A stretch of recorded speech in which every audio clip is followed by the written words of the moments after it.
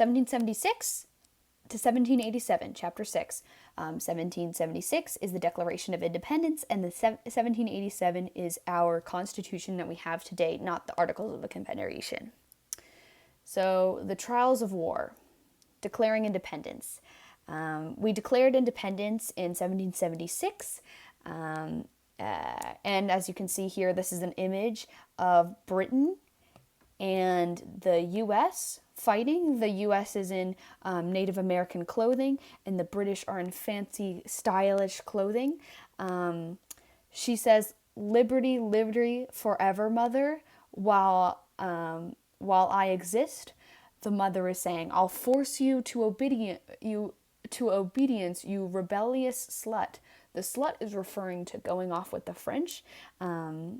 And the obedience is down here as well, and the liberty is also down here.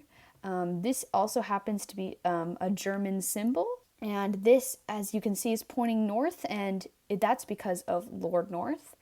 And you can see here, this is an old tree, and this is a new tree, symbolizing how the Americans are new, fresh, learning with the time, while England is traditional, old, and has been around for a really long time with Anglicans. So America was a very ragtag army. In this thing, they are shown with actually armor made of bed sheets, just really tough bed sheets. There was never enough money to pay for food. There was very terrible inflation during the war, and that was due to just creating more money, because they're like, oh, well, we don't have enough and our money doesn't mean anything. And that just meant it made their money worth even less. And the crops were not being grown they didn't have a lot of food. So they had to start growing wheat instead of the cash crops of tobacco and sugar. As you can see here, this is the British strengths. Well-equipped and trained army. They had been trained before. The world's best navy. They had made a bunch of ships by the Americans, and also they paid a lot of money to be able to buy the military. They had military support, troops, and supply lines. They had support from African Americans because, they were promised freedom. In a declaration that I can't seem to remember. Native Americans feared colonists' expansion west. Native Americans were willing to support because they were like, the colonists aren't going to treat us very well. So the Iroquois actually split into factions, the older tending to go with the Americans and the younger tending to go with the British, seeing that the British might be able to protect them. 30,000 German mercenaries were hired purely for this reason and were brought to the Americas. Weaknesses. Very unpopular in Britain. There was super high taxes, and a lot of them sympathized for the Americans who were screaming liberty and felt like they weren't represented in government. Hostile territory. Commanders resisted adapting tactics. They didn't want to change their tactics. The opposing side were willing to do guerrilla warfare. Them not being able to change their strategy and just walking in a straight line and taking really long breaks was one of their commanders' basic strategy. And then American strengths. They're fighting for home. They're fighting for justice. They're fighting for their lives. Knew the territory. They knew their land, right? That's where they lived. This is the guerrilla tactics. Officers familiar with French and Indian war tactics. George Washington was an amazing commander. He was able to help them in Yorktown and basically end the war. He crafted that plan. More Africans fought with patriots. By the end of the war, there was an entire unit just for African Americans. Weaknesses: not well financed. There was not that many supplies, as you'll see in Valley Forge. Lack of reliable fighting force. Nobody knew how many would show up to the actual war. They'd just be like, okay, I guess this is happening now. Patriot strengths and weaknesses I listed up there. Let's go down. War tactics at beginning. So General Howe wanted political compromise, so he wasn't really playing to win. He was playing to show them that they were less than. Washington wanted to play the war safely. He played a war of attrition where basically he just kept fighting and killed up so many people that the other side wants to quit. The British move inland. So he wanted them to go inland and then lose their supplies. Here you can see Native American fighting forces and some of their forts as well in the New England territory. George Washington retreats. George Washington retreats from New York, then to go to Manhattan Island. Then he leaves Manhattan Island because he's still being attacked, and then he goes all the way to New Jersey. Lord North suggests three-prong attack on Albany, New York. General Burgoyne leads large contingent of the regulars south from Quebec, and Colonel Barry St. Leger and force of Iroquois would come from the west, and General Howe would lead troops from New York. And Howe was like, nope, I'm not going to do that. I still want to have a compromise with these people. And so he attacked Philadelphia, hoping to end the rebellion in a single blow, because it was the home of the Continental Congress. While they did win the battle, the Continental Congress fled, and they fled to a different state.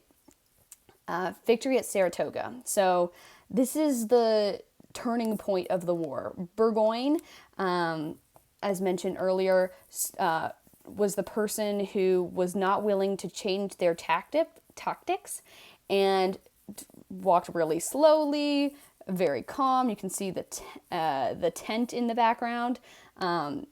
He failed at Saratoga, and then the French became an ally, and Spanish also joined the war. So this was just where it was clear the Americans were starting to step up their game. So as I mentioned before, there's a terrible wartime economy. British cut off exports and imports. States and Continental Congress printed paper, and there was great inflation. Here is one of the paper bills that they had. Soldiers at Valley Forge. Patriot soldiers were very disliked by citizens. They looted farms. They forced citizens to flee farms in New Jersey when the lines were blurred, and sometimes Patriots took over, sometimes the Loyalists took over. And they also, like the really bad ones, raped women and girls. And it was a terrible winter at Valley Forge. Baron von Steuben organized an army by spring of 1778.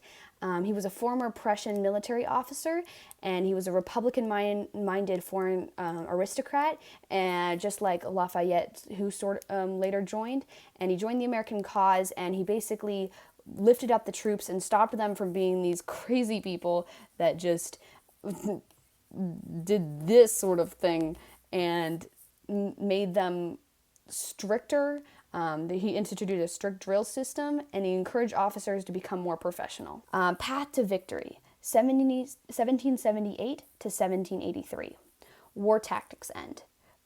They have a French alliance. The Britain starts using their southern strategy, where basically they're going to start attacking southern states and hope that there's a lot of loyalists and blacks who want to be freed that will be able to help them keep the land.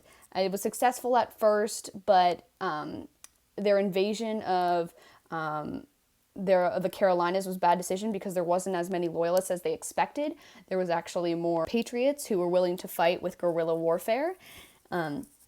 Washington's plan of Yorktown basically did win them the war, and because they were able to surround Yorktown with ships and basically make him surrender. Reasons for American victory. French aid, that's for sure. They got supplies, they got people, they got guns. Washington's leadership. He did Yorktown. He was able to lead the other troops. He led with guerrilla warfare. Local militia. Just basically that there were more people just around who believed in the Patriots. So like less housing, or the British overestimated the Loyalists in the South, in the Carolinas, as I mentioned before. Bad military leadership by the British, especially Burgoyne's troops. They just were too lazy, and they lost Saratoga, and therefore eventually lost them the war. The Treaty of Paris of 1783 got them a lot of land. British give Great Lakes and east of Mississippi River, so around here. Native British allies are left out of the Treaty of Paris, and Cherokees have to give up a lot of land. Freedom of navigation on Mississippi, so they can go along this river and still be able to trade. British have rights to pre-war debt, so that's why they're really in debt after the wars, because they have one of the reasons is because they have to pay off the debt they have to British merchants and Britain in general. The Treaty of Versailles. Britain makes peace with France and Spain. So that's after the Treaty of Paris. The Treaty of Paris is before, with just America and Britain, and this is Britain's, France, and Spain. Creating republican institutions. State legislatures. Creation of republican constitutions in each state.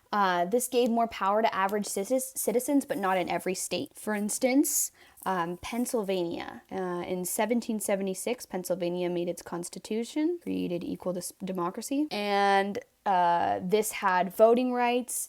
All white tax-paying men were able to have rights, and John Adams published his ideas on it in Thoughts on Government, disagreeing with Pennsylvania's form in 1776, so the same year. Oh, and this suggested a bicameral system, so with upper house as wealthy. This caused Massachusetts to create this form of government in his home state. So this is where the elite are in control. Eventually, this causes Shays' Rebellion, though this form of government actually creates a law to pay off war bonds, so heavy taxes, to be able to pay off the war bonds in their state. And this causes Shays' Rebellion, which is taken down by a troop sent by Washington. As you can see, this is how representation actually changed. So from 1765 to 1775,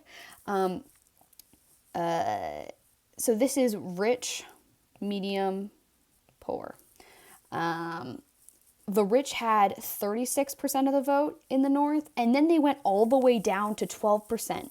And under $2,000 actually got 62% of the government, which is a lot fairer. And this also lessened. Same with the South, actually. The 52% that held government went down to 28%, which is drastic, but still not as close. And it actually gained more middle class, and it also gained lower class. The losers of the war were women, loyalists, Native Americans, and African Americans. Women seek public voice. They really just want to be heard. They don't want to necessarily have a voice in government. They don't want to necessarily have a vote. They just want to be able to be heard. Judith Sargent, later Mrs. John Murray, seen in this photo, says that women are more creative than men, and believes that women should be given more rights and noticed more.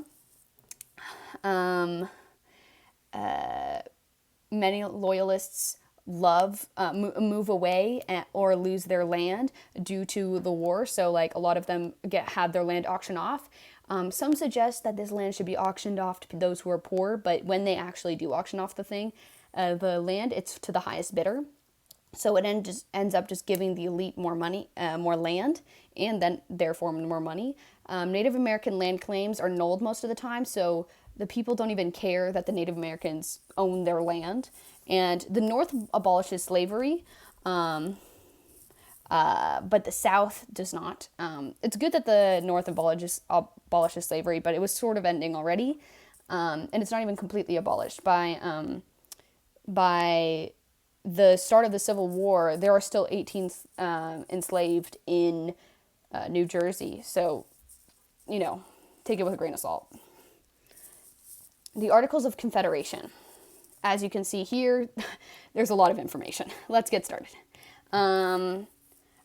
They had the lack to tax. Oh, this was the first constitution of the U.S. They lacked power to tax, so they were deeply in debt, and that makes it really tough for the Constitution we have today when we get started. There are 3 ordinances about Western territories. Ordinance of 1784, Land Ordinance of 1785, and the Northwest Ordinance of 1787, which is the one we will be focusing on. It sets up how territories become states. So if you have a certain amount of people, then you can set up a legislature in your town. And if you have a certain amount of people in your state, then you can call it a state, or you can ask to join the union, and then they can add you as a state.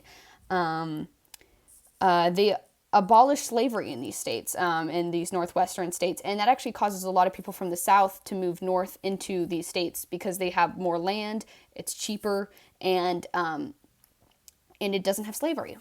They struggled to conduct foreign affairs. So while they were allowed to conduct foreign affairs, things like setting up an army, the army had to be drafted, but because every state was sort of like its own nation, they would just not send people, or they could choose whether or not to send people. So you would struggle to be able to set foreign affairs. They sold Northwest lands to be able to make money because of this issue. So they basically said, okay, all of this land is ours, which had to be ceded by other countries. And so this is effective and not effective. It recognized the sovereignty of states, so it allowed states to become their own, which was really important to the people back then because they felt like a distant government in Britain was controlling them, and they didn't want that to happen again. Most states to surrender claims to Western lands, future federal revenues, and states. So, as I said before, it got money from the states, and it gave up lands west, which states in the north were complaining about how older states had claims all the way west, which was just not very fair. Got Nation won the Revolution. The Articles of Confederation was alive during the Revolution, and they were able to keep the country alive. They passed land ordinances of 1785, which was sale of Western public lands, and 1787 established territories and procedures for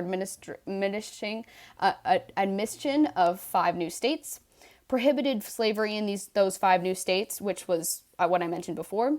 They negotiated the Treaty of Paris. Let's see, is the Treaty of Paris down here? I think we already mentioned the Treaty of Paris. They authorized meeting of Constitutional Convention. They held the Constitutional Convention in the future in Philadelphia.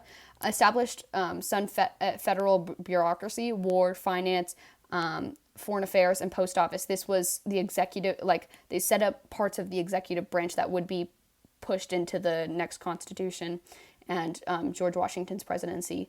Negotiated some international treaties, France, Holland, etc. So they had treaties with other countries.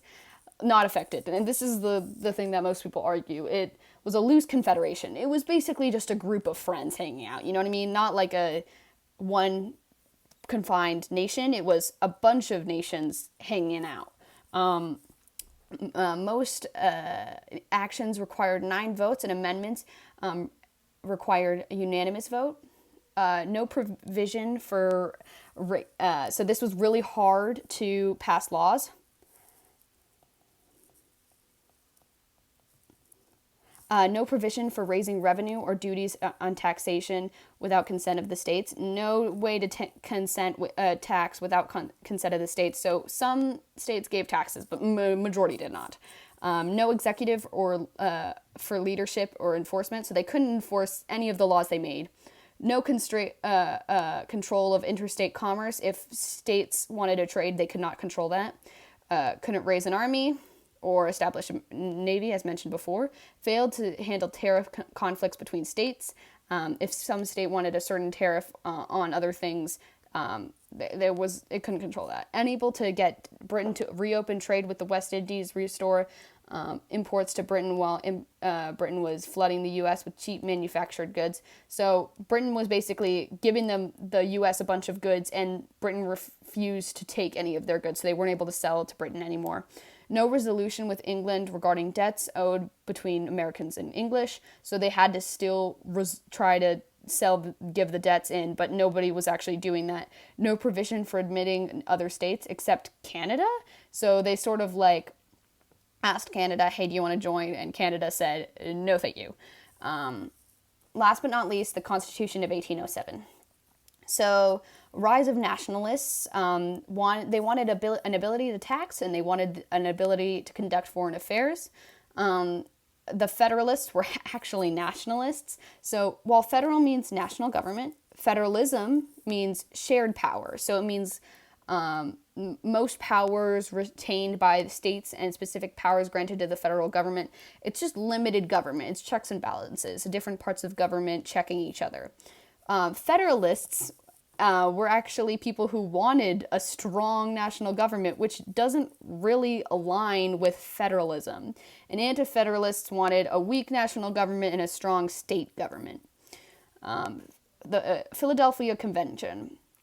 The Virginia plan versus the New Jersey plan. So it was the question of whether you want representation per person or representation per state. And the Great Compromise was a bicameral system with the House of Representatives being representation per person and the Senate being representation per state. And that was the upper house. Negotiations over slavery. The convention decided to deny Congress ability to regulate immigration and Atlantic slave trade until 1808. So it was sort of like a ticking time bomb. And in 1808, as soon as they could, they banned the Atlantic slave trade. The 3/5 Compromise counted every enslaved individual as, every 5 enslaved were counted as 3 votes in government. There was a big question of whether there should be counted as a full person or a not full person based upon, does this count as one of my tax? Do I have to pay taxes for them? And do I get to be represented in government? So they decided for all affairs, it's 3/5, and to satisfy both sides. The central government has more power than the states, so that was just nationalism, basically. Ratifying the Constitution. Many anti-federalists meant that John Jay, Alexander Hamilton, and James Madison, as seen over here, wrote the Federalist Papers. Federalist number 10 said that national government would be diverse enough to listen to everyone's needs and compromises. And this is a really interesting one, and it's mentioned in the future and over whether it's true or not. And that was written by James Madison, still seen over here. The Constitution was ratified by 11 states. Many wanted amendments to the Constitution, and 10 of those were passed as the Bill of Rights, which we'll see next time.